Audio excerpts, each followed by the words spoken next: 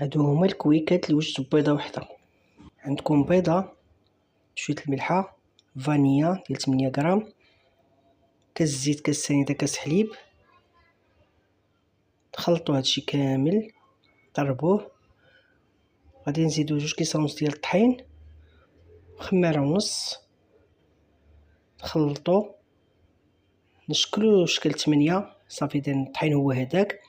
نزيدو 2 معالق ديال الخل ومعلقة الماء ونخلطو.